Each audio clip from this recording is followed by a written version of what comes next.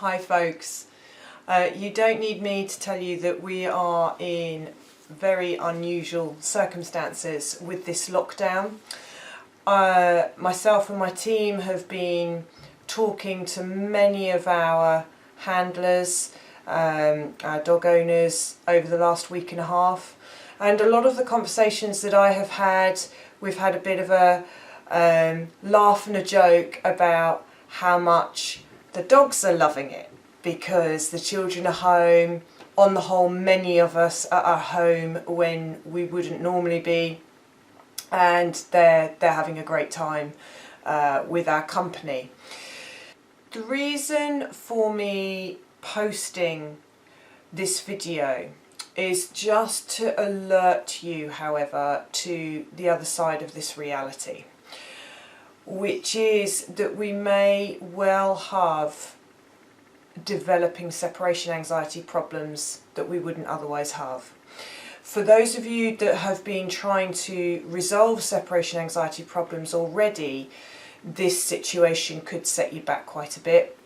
Some of you may never have experienced separation anxiety and may find you experience it for the first time ever, as a result of the fact that we're at home all the time.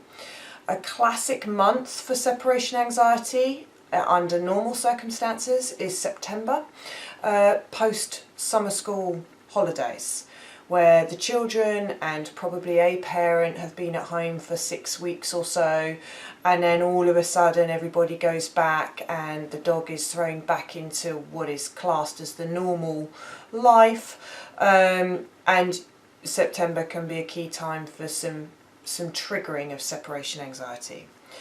The longer that this lockdown lasts, the more intensively our dogs are with us all day, every day, the greater the risk of this behaviour issue when things go back to normal. Amongst the owners that I have spoken to so far, about 50% of the conversations I have had, whilst we've had a laugh and a joke about the dogs loving it, it has also become apparent in our conversations that there are already developing signs of separation issues. And along with that, where we've talked about whether people have got crates, kind of indoor dens, it's turned out that yes, many have, but not all the dogs are what we call fully crate trained, which means that they can't be used to the positive effect that they would otherwise be able to be used to help prevent against developing separation anxiety. There is a real possibility that as we come out of our health crisis, we're going to see our dogs go into a separation anxiety crisis, and we might see numbers with this big problem that we've never seen before. But it is something that we can prevent. So with a little bit of effort, a little bit of planning and thinking, you can implement things in your day-to-day life now during the lockdown that can help steer your dog through safely so that you don't have to deal with this, and your dog doesn't have to deal with this when you go back to work and when you go back to normal. So the first thing, in case you've never come across separation anxiety, which is one of the most common behaviour problems that can occur out there and that we deal with on a regular basis, and is an absolutely fixable behaviour problem. The first thing is to understand what it's about, and what separation anxiety is when a dog doesn't know how to cope being left on their own at home. The big symptoms of separation anxiety is that when the dog is left on their own in the home, we've gone out, we've gone to work, we've gone shopping, whatever it is, whilst we are out, the dog might howl and bark the house down, causing neighbour complaints. The dog might start destroying the home or furniture in the home. It can be skirting boards, can be all sorts of things. Some dogs will toilet in the home, and you can get a combination of those things. Now they're the big symptoms, but there are smaller, more subtle signs, and one of those is what we call shadowing. So if you imagine that your dog, it's the evening now, I'm recording this video in the evening, let's say you were watching a film and it's just you and your dog is snoring away in the corner somewhere, seemingly fast asleep, seemingly fully relaxed, and you need a drink, you want a drink. So you go into the kitchen and let's say it's a cup of tea. So you're going to go in, you're going to get a cup of tea, and the moment you go through to the kitchen, your dog, who was on its back snoring, is up in a flash and in that kitchen with you, literally at your heels.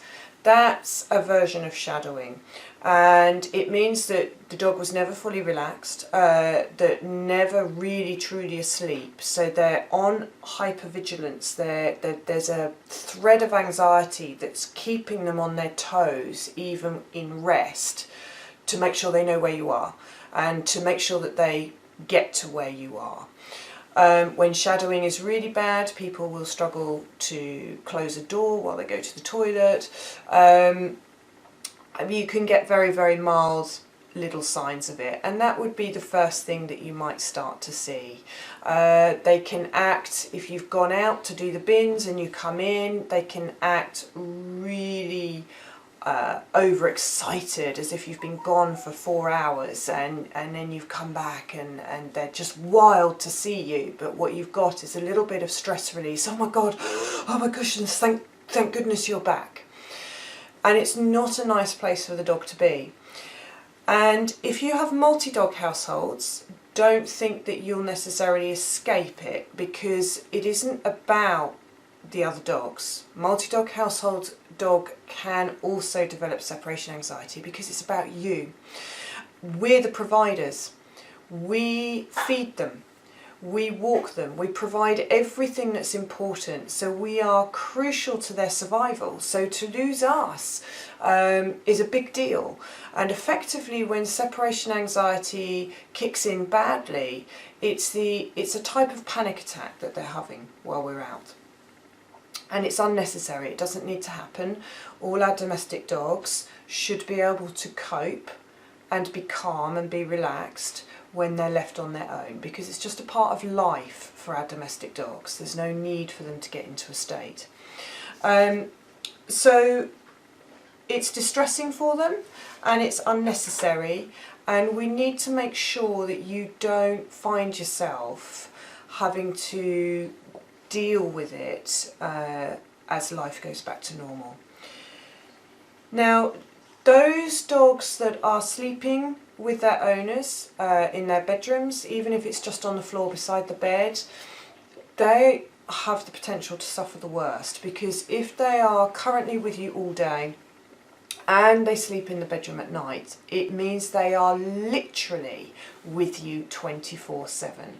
So it makes separation much of a greater ordeal. So if your dog sleeps downstairs, if your dog sleeps in a different room, they're going to fare better. You're going to be better off.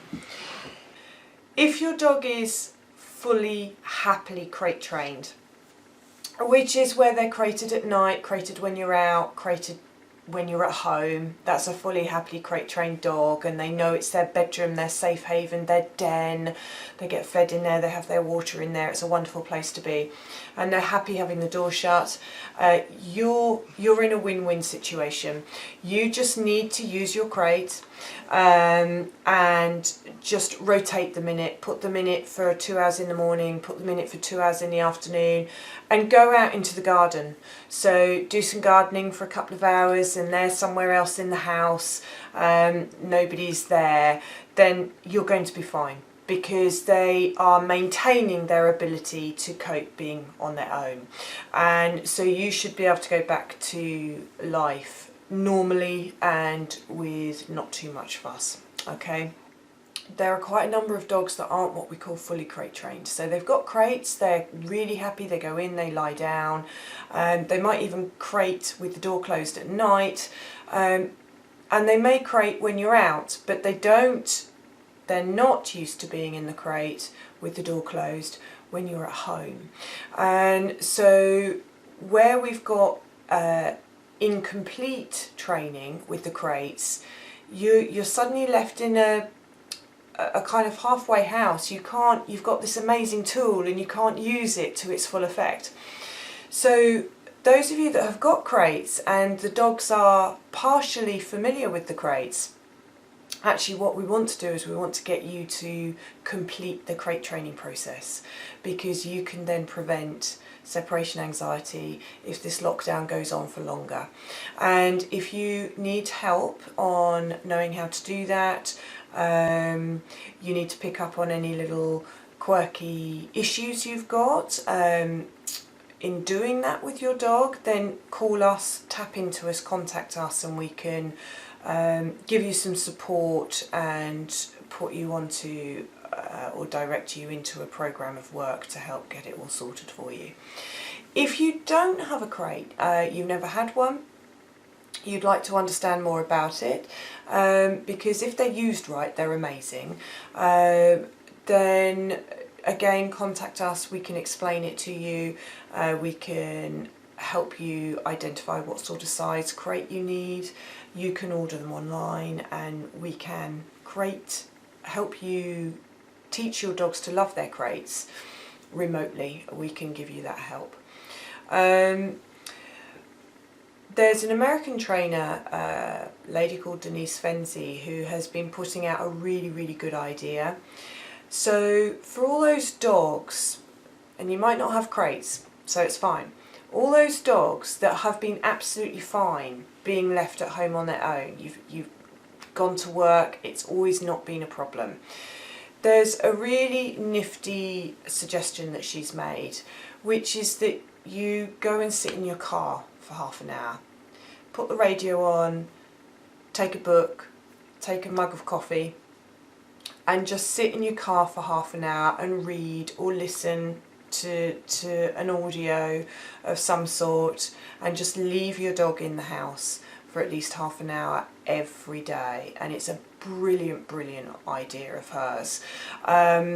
So those of you that know that you can leave your dogs at home and you want to make sure that you can keep leaving your dogs at home, go and have some solitude and a bit of downtime in your car. It will work well. If there is anything further you want to know about separation anxiety, what you can do to prevent against it, this is just to give you an overview. I just want you to get to be thinking about it. And there's lots of help and support out there, but obviously that includes us. So give us a call if you want to tap into any support. All right. Take care.